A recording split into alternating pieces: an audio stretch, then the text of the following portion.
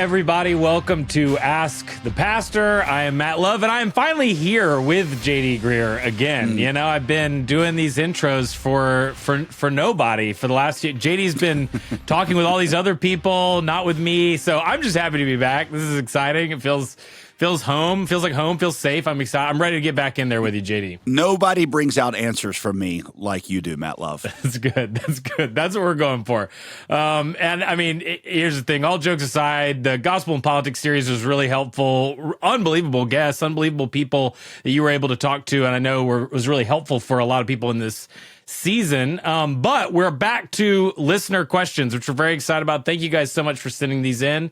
And we're starting with a listener named Andrew, who just asked, could you attempt to provide some clarity on whether an earthly marriage between Christians means that husband and wife relationship carries into eternity? Or I'll just kind of make it a little simpler. Will there really be no marriage in heaven, JD?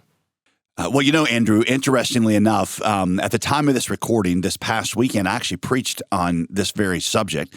And so it's kind of fresh in my mind. You know, I do think that there's going to be some mystery and nuance to some of the things we talk about, but there are some things that are clear, and maybe that's a good place for us to start. Mark 12 is the place where Jesus probably most clearly addresses this particular situation. It says this. It says that there was a group named the Sadducees, who Mark says didn't believe in the resurrection. And so they're coming up with a question to try to trap Jesus, trying to get him on record that the resurrection of the body doesn't make any sense. And here's the question they ask him. They say basically, you got a woman who marries a guy and he dies, and so she marries his brother and he dies, and basically they go all seven brothers marry this woman and they all die, and then they say in the resurrection, whose husband will she be? And they think it's like this trap because it just shows to them that, you know, the resurrection doesn't make any sense because this marriage thing would nullify any belief in the resurrection. So anyway, Jesus' response to them is to say, you are wrong in the premise of your question because you know neither the scriptures, that is what God has promised about the resurrection. He's telling the Sadducees they're wrong in their belief that there is no resurrection of the body in heaven. He says, nor do you understand the power of God. And in context, what he means is the incredible things that God will do in and through us in the resurrection. And he goes on, for when they rise from the dead, they neither marry nor are given in marriage, but they are like the angels in heaven. Short answer, Jesus says in heaven, very simply, marriage and biological family, they don't exist anymore. Genesis 2 tells us that marriage was God's solution for dealing with Adam's loneliness on earth, but it was not his only plan. It was not good that man should be alone, so he made a companion for him. That was his primary purpose in creating marriage, other than, you know, demonstrating his love for the church. But it wasn't his only solution to the problem of loneliness or his ultimate eternal one. In heaven, Jesus says, in that ultimate glorified resurrected state, we won't have lost our need for companionship. It would still not be good for man to not be alone up there. It's just that up there, God is going to deal with our aloneness in a better way. And so nobody's married up there, Jesus says, and whoever we're married to down here, we're not going to be married to up there. I'll just be honest, to some people, when they hear that, married people, that brings grief. I'm one of those. To some, it brings relief, and I'm not even trying to be funny with that. It's just because they're trapped in a really bad marriage, or something's just it's just that they're very unhappy. To a lot of single people who want to be married, that actually brings a kind of hope because it's showing that they're not like, eternally missing out on something, because marriage is just very, very temporary. Now, let me start with those of us that, and I would assume the listeners in this category too, Andrew, is that I do find this a little bit sad. I love my wife. I love my family. And so, in heaven, when I see Veronica, I'm going to be like, nothing? Like, there's not going to be anything? Like, I at least give her a wink and a suggestive nod, maybe, By the way, it doesn't say that we won't know each other in heaven. I certainly think, that we'll know each other and have memories of all that happened on earth. It's just that we won't be married there. You say, well, that makes me sad to think that this person that I'm so close to and love so much here, I'm not going to have a special relationship with there. But we also know there's no sadness in heaven. And that's because in heaven, you see, our joys are never diminished. They're always heightened, transformed, matured. And what that means is that sometimes they're just beyond our capacity to understand right now. C.S. Lewis in his book Miracles had a great analogy for this. He talks about a toddler. A toddler often thinks, Lewis said, the greatest thing, the greatest pleasure in the world imaginable is to eat candy.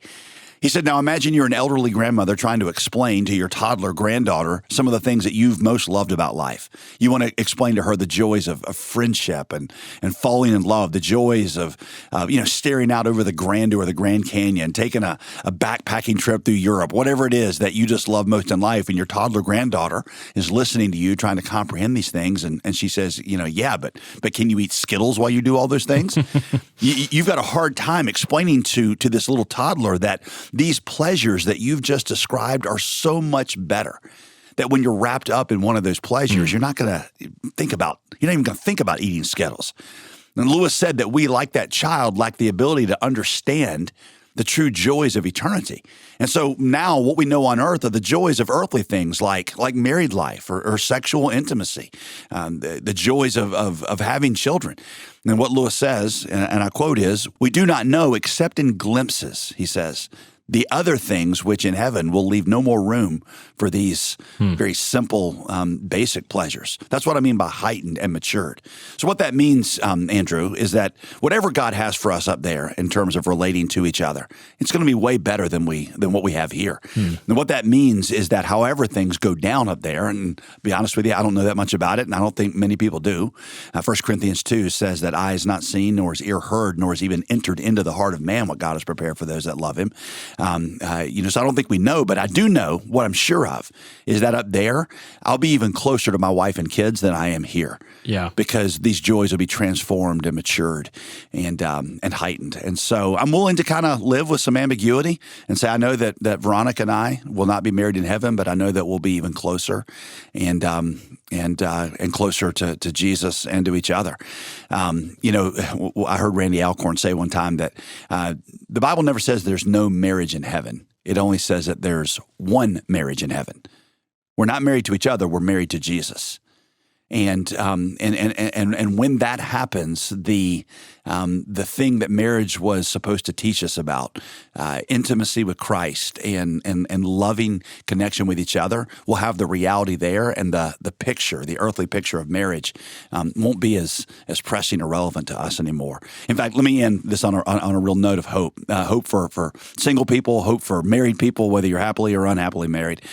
John Piper, here's what John Piper says. He says, Jesus, in Mark 12, this passage we just looked at, he calls out a new family where single people in Christ are full-fledged family members on a par with all others, bearing fruit to God and becoming mothers and fathers of the eternal kind. He's saying that they're not missing out on anything. Marriage is temporary. It's light. It's momentary. So is singleness. He says marriage is temporary, and it will finally give way to the relationship to which it was pointing all along, and that was Christ and the church. The way a picture is no longer needed when you see that person face to face. When I travel, Matt and I just got back from a great mission trip in Germany, working with some church planners over there. And when I'm overseas, I've got a picture of my family, and when I miss them, I'll pull out the picture and I'll look at it. But when I'm home, the moment I get home, I put the pictures up because now I have the reality in front of me. Marriage was only ever supposed to be a picture, a distorted, blurry, fading picture of the love of Jesus and the beauty of his body. He is the intimacy. He's the tenderness. He's the unconditional love we've longed for, and we find that fullness forever with him and with the church. So whatever it is, I'm looking forward to it. That's what's clear, and it kind of points us to some things that are less clear. Well, JD, I know that's super helpful. And I mean, as you said, I actually just heard a lot of that this last weekend at the summit. And it was just a really helpful picture. Like you mentioned it throughout, but both for married people and people who are not married to just kind of see what these things are pointing to in eternity and to be hopeful and excited for the fullness of those things in eternity. So JD, I thank you for kind of just diving into a really tough and challenging question and unpacking it for us. And Andrew, I hope that was helpful for you. Definitely, if you're out there listening and you have a question that you want to ask, please send that in to us.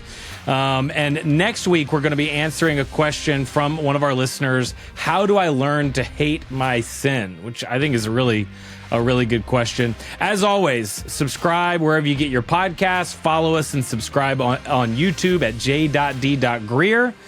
And as always, this episode of Ask the Pastor was produced by JD Greer Ministries, and we'll see you next week.